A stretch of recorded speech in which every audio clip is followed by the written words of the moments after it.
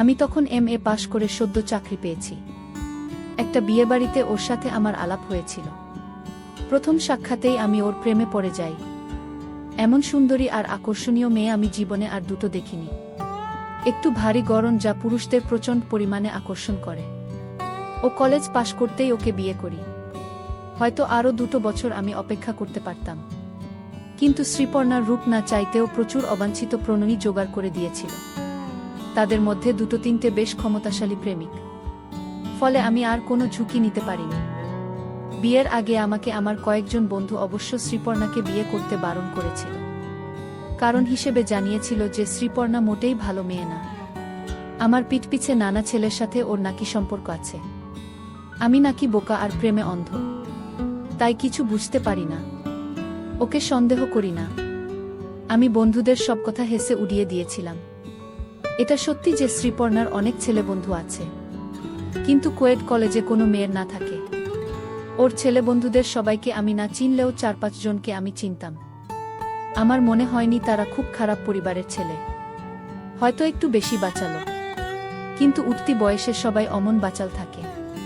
শ্রীপর্ণা ওর বন্ধুদের সাথে সিনেমায় যেত, পার্কে গিয়ে বসত, পুজোর সময় রাত জেগে ঠাকুর দেখত, মাঝে মধ্যে এদিক সেদিক বেড়াতেও যেত।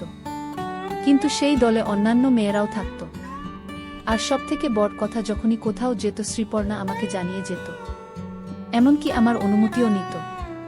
তাই ওকে আমি শুধুমুধু সন্দেহ করতে যাইনি। শ্রীপর্ণা খুব আধুনিক মানসিকতার নারী। ওর পোশাক আশাক, চলাফেরা সবকিছুতেই আধুনিকতার ছোঁয়া থাকে। শাড়ি সালোয়ার ছাড়াও ওয়েস্টার্ন আউটফিটস পরে। আমাদের প্রেম করার সময় থেকেই আমি ওর নিয়ে মাঝে মধ্যে। আর বিয়ের পর তো কথাই নেই। টানা 5-5টা বছর ওকে আমি রোজ নিয়ম করে আমার খাওয়ার ফলেই কিনা জানি না শ্রীপর্ণার আরও ভারী হয়ে পড়ে। ওর ফুটবলের মতো বড় বিশাল বিশাল আকার ধারণ করে। ওরটাও খুব ভারী আর বিরাট হয়ে যায়। আগের থেকে অনেক বেশি চর্বি জমাট বাঁধে। তবে হ্যাঁ, ওর সারা শরীর আগের মতনই থেকে যায়। আগের থেকেও বেশি নরম হয়ে ওঠে। আর একটা জিনিস হলো, পুরুষ মহলে শ্রীপর্ণার চড়া চাহিদা কখনো পড়ে না, উল্টে বেড়ে যায়। ওর সাথে বেরোলেই বোঝা যায় পথে ঘাটে ছেলেবুড়ো সবার দৃষ্টি শ্রীপর্ণার দিকে। আমার জীবন খুব ভালো কাটছিল, কিন্তু রিসেশন হবার পর আমি পড়লাম বিপদে। আমার চাকরি গেল না, তবে প্যাকাট হলো। অফিস থেকে আমাকে অর্ধেক মাইনেতে কাজ করতে বলা হলো। তাতে না পোষালে অন্য কোথাও দেখতে বলা হলো।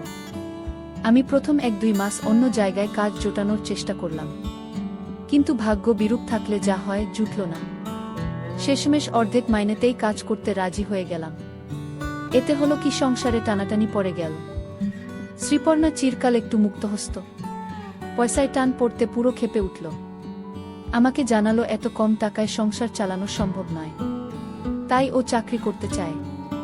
আমি খুব একটা রাজি ছিলাম না, কিন্তু শ্রীপর্ণাকে কোনোদিন কোনো কিছু করতে বারণ করিনি, তাই শেষমেশ রাজি হয়ে গেলাম।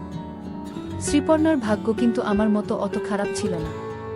ও প্রথম দিনেই একটা মোটামুটি চাকরি জুটিয়ে ফেলল।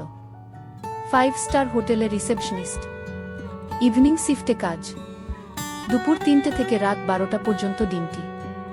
মাইনেও মোটামুটি ভালো। শ্রীপর্ণা খুব খুশি, মনটা একটু খচখচ করছিল, কিন্তু ওর আনন্দ দেখে আমি আর বাধা দিলাম না। আমাদের জীবনটা বদলে গেল। সন্ধ্যাবেলায় বাড়ি ফিরে বুকে পাই না। শ্রীপর্ণার ফিরতে ফিরতে রাত 1-1:30 বেজে যায়। ওর মঙ্গলবার অফ পড়ল আর আমার অফিস রবিবার বন্ধ থাকে। আমাকে সকাল 9টার মধ্যে অফিসে বেরিয়ে যেতে হয়, আর ও বাড়ি থেকে বের হয় দুপুর 1:30। একে অপরের সাথে কথা বলার সুযোগ খুব কমে গেল।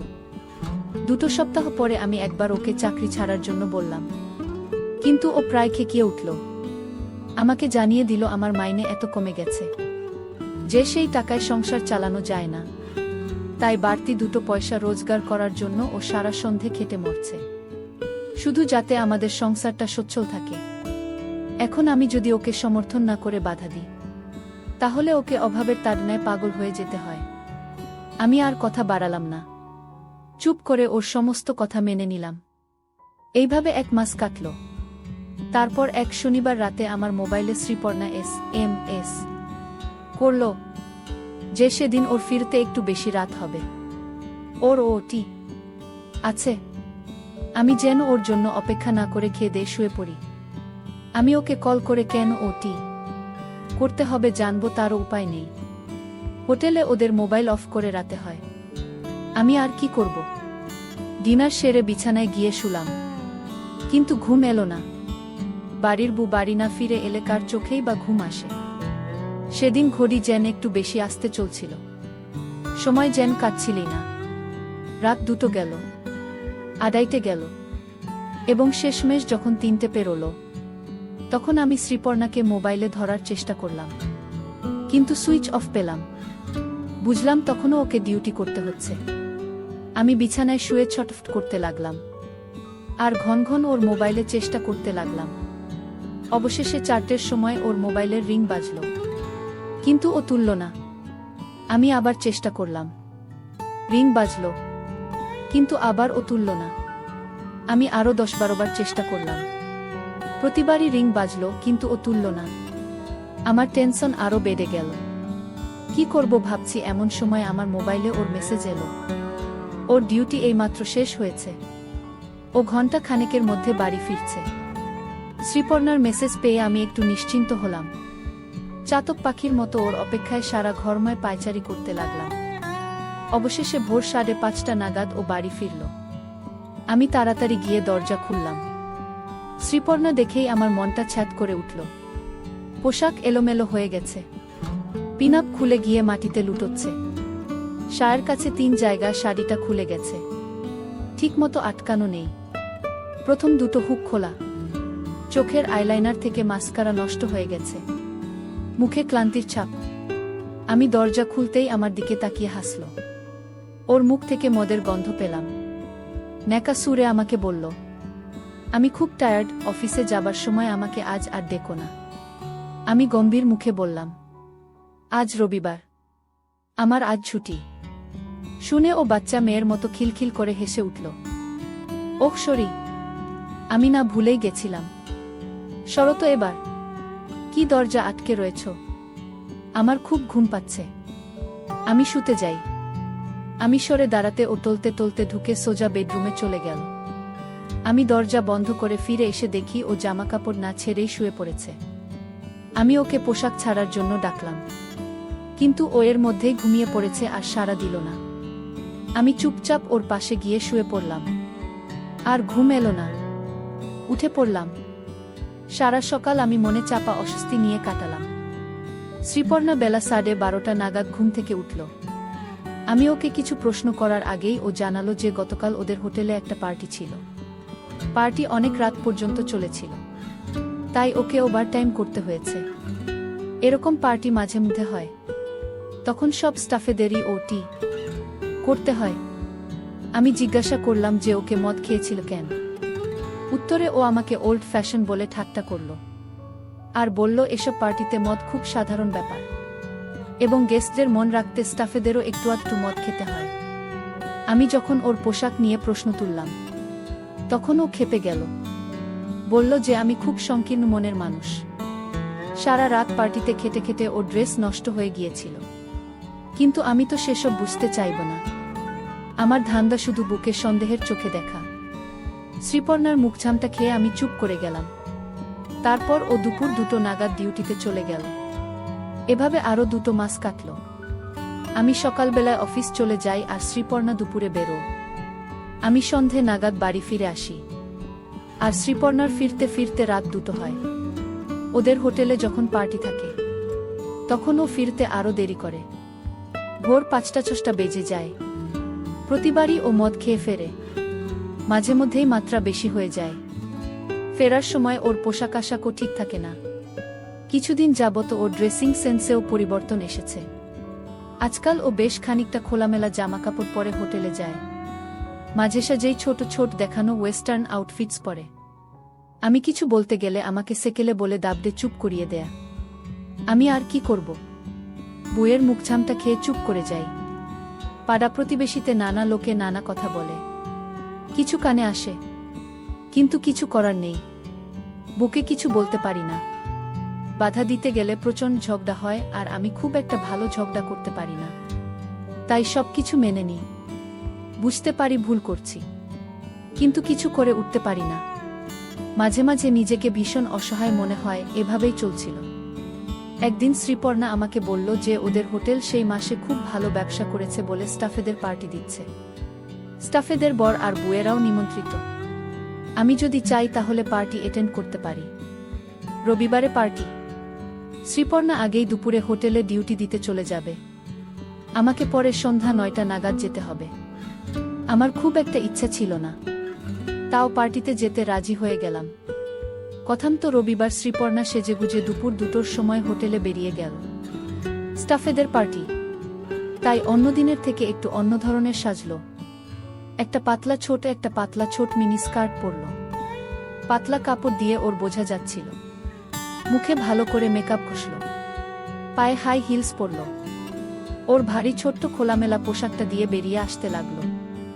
আমি কিছু বলতে চাইছিলাম, কিন্তু মুখ খোলার সাহস হলো না। জানি ও আমার বারণ শুনবে না, উল্টে আরো বেশি কোনো ড্রেস টেনে বের করে পরে চলে যাবে। আমার যেতে যেতে দেরি হয়ে গেল। রাস্তায় জ্যাম ছিল। শ্রীপর্ণাদের হোটেলে যখন পৌঁছলাম তখন ঘড়িতে 9:30 বাজে। রিসেপশনে কেউ নেই, শুধু মেন গেটে একটা দারোয়ান দাঁড়িয়ে ছিল। আমি নিজের পরিচয় দিতে জানালো পার্টি দোতলায় ব্যাংকুয়েটে চলছে। আমি লিফটে করে দোতলায় উঠলাম। ব্যাংকুয়েটে গিয়ে দেখলাম পার্টি বেশ জোরকদমে চলছে। জনসাধারণ সবাই অল্পবিস্তর ড্রাঙ্ক, কেউ কেউ তো মদ খেয়ে চুর হয়ে গেছে। ব্যাংকুয়েটের ডান পাশ করে একটা নাচার জায়গা তৈরি করা হয়েছে। অনেক মেয়ে পুরুষ সেখানে। বেশিরভাগই মনে হলো অন্যের বুবরের সাথে নাচছে। আমার বউকে কোথাও খুঁজে পেলাম না, কাউকে চিনি না। তাই ইতস্তত করে এর কাছ থেকে শ্রীপর্ণার খোঁজ নিতে লাগলাম। কেউ ঠিক করে কিছু বলতে পারল না।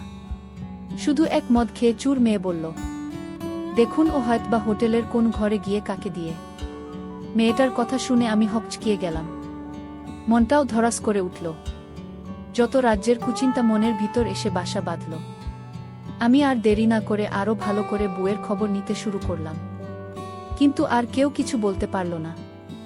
আমি আর কি করব? ব্যাংকুয়েটের এক কোণে চুপ করে দাঁড়িয়ে আমি বউয়ের অপেক্ষা করতে লাগলাম। আর উল্টোপাল্টা ভাবতে লাগলাম। প্রায় আধ ঘন্টা বাদে পিছন দিকের দরজা দিয়ে শ্রীপর্ণাকে ব্যাংকুয়েটে ঢুকতে দেখলাম।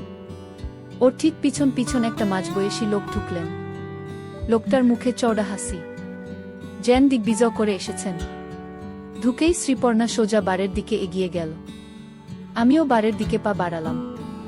ভিড় কাটিয়ে ওর হাত 20 দূরত্বে গিয়ে দেখি বারের টেবিলে ঠেস দিয়ে শ্রীপর্ণা একটা বছর 30-এর ছেলের সাথে ঘনিষ্ঠভাবে হেসে হেসে গল্প করছে।